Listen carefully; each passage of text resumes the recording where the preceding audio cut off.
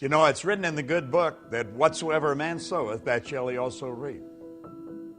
Well, you know, Emerson said that was the law of laws. And he said if that law didn't exist, we should invent it.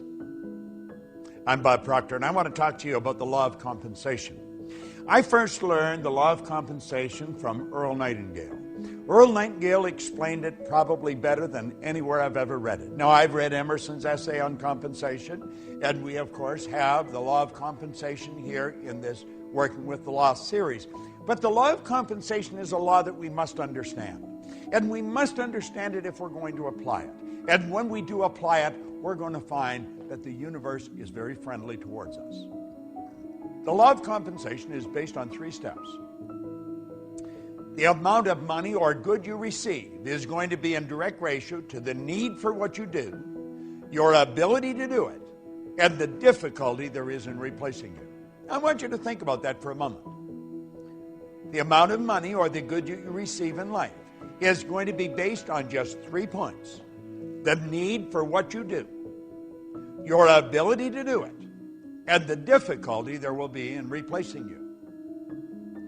You see, I quickly learned that there is a phenomenal need for what we do in our business.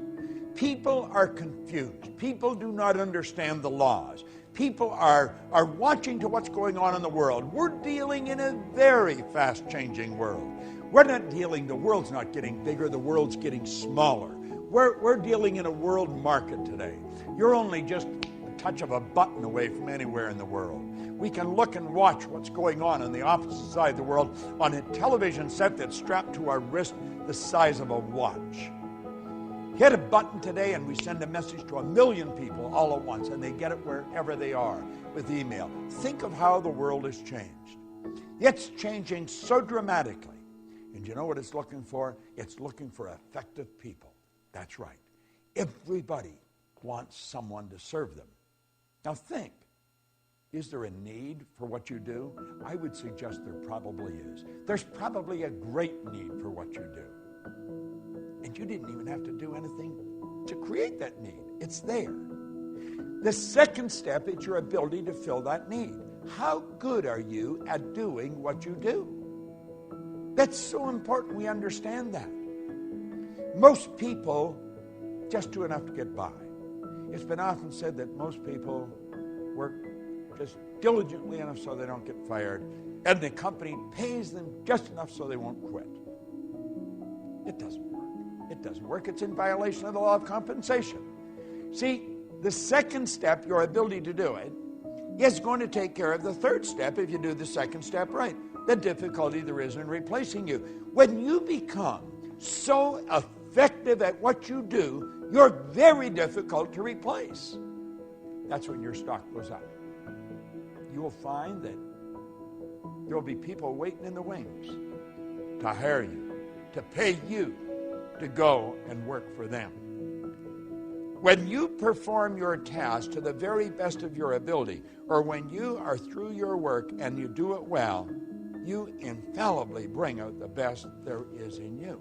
Now, you see, I learned a long time ago that if I make up my mind, I'm going to learn how to communicate this more effectively all the time, then my income is going to keep going up. My customers are going to keep coming. Now, we have people come to us from all over the world. That is not an accident. That is by design, and it's by law. Now, you might ask where you live. I live in Toronto, in Canada. Now, my office is in Phoenix, but I have other offices around the world, and I work with people all over the world. But how did you and I come together? I'm going to suggest that you and I came together because I made a decision many years ago that I was never going to stop attempting to improve the service I render. And hopefully, I would attract people like you into my life because I was giving the very best I've got and always trying to do it better. See, every day I study. I study every day. Now, I've been doing this since 1961. Prior to 1961, I never studied. Never did anything. I just tried to get by. And, of course, I didn't do very well. I was earning just a little bit of money, and I was in debt over my head. And I had a difficult time finding work. Today, I don't have a difficult time finding work. I have a difficult time hiding from it periodically, but we work all over the world. Why? Well, 3 steps, law of compensation. The need for what you do, your ability to do it, and the difficulty there is in replacing you. Now, if you make up your mind that, and understand that you have infinite potential, no one knows what you're capable of doing. The most erudite scientist alive will not even guess at what you're capable of doing. As far as energy is concerned, we've studied this many ways. You've got about 11 million kilowatt hours per pound potential energy locked up in the electrons in the atoms of your body. Your brain is an electronic switching station that boggles the mind of the wisest. Your central nervous system is the most phenomenal electrical system in the entire universe. It would make a supercomputer look like a toy. Do you know that the blood circulates through hundreds of miles of passageway every 33 seconds, just like that? It carries all the food in, all the garbage out in one sweeping change. Have you ever stopped and thought about the power that you represent? You've got all these mental faculties. You can tap into an infinite source of supply. Listen, when we talk about you, we're talking about something that is awesome. The highest form of creation on the planet. That's what you and I are. Now, are we using it? Well, for many years I didn't. My whole idea was just get by. But then I started to study this material, and it started to make sense. And I thought, I'm going to change. I'm going to change how I'm living. And I got into Earl Nightingale's material. Now, I got into Napoleon Hill first, then into Earl Nightingale's. And I began to study it. And I got into this law of compensation. Then I read Emerson's essay on compensation. Then I got into Raymond Hollywell's material on compensation. It's all telling us the same thing. It's up to you. It's up to you. The universe will give you whatever you ask for. But you ask in the form of providing service. You see, you get back exactly what you put out. You put a lot out, you get a lot back. We are raised with the misconception that you go to work to earn money. You don't go to work to earn money. Working is the very worst way to earn money. We have a company called the Chairman's Club. And the Chairman's Club is designed for one thing, to show people how to earn money. You just go to Life Success or lschairmansclub.com, lifesucceschairmansclub.com, and look it up. That's the sole purpose of it. And in that club, we show people how to earn money, how to set up multiple sources of income. But the whole thing is based on providing service. You've got to provide service. See, the concept behind the club is that you can earn so much money when you're sleeping, you can do whatever you want when you're awake. Now that sounds bizarre to most people, but most people don't understand the law of compensation. We're raised with the idea you go to work to earn money. You don't go to work to earn money. You go to work to gain satisfaction. You should spend your days doing what you absolutely love to do. But compensation, think about it. Our compensation comes to us by law. It's based on 3 factors: the need for what you do, your ability to do it, and the difficulty there could be in replacing you. Now, I know you may have doubts. You may think, well, if I do more, I'm not necessarily going to get more. Well, you may not get it from where you're working. It may not come from there. It may come from somewhere else. You say, but the company makes up their mind how much I'm going to earn. No, they don't. You don't get your pay from the company. You get your pay through the company. Your pay comes from an infinite source of supply. You see, we've got a lot of these ideas wrong. And look, if you become bigger than your present position, by law, you must move ahead. That is an absolute law. That's the basic law of the universe.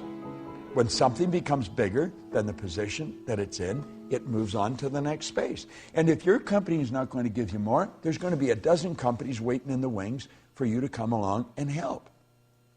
The law of compensation is probably one of the most important laws. I would suggest that as you turn this set off and you stop watching this particular video, ask yourself, how good am I at what I'm doing? Could I get better at it? Could I get a lot better at it? How can I get better at it? Understand this.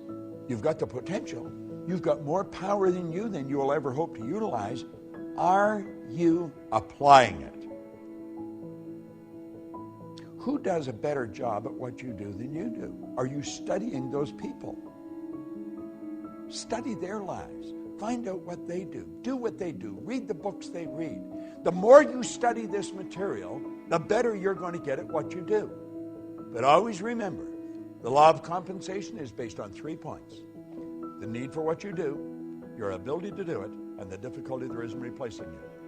And as you go through all the material in these laws and you study the law of compensation, get the material, get the physical material and study it. It's all there.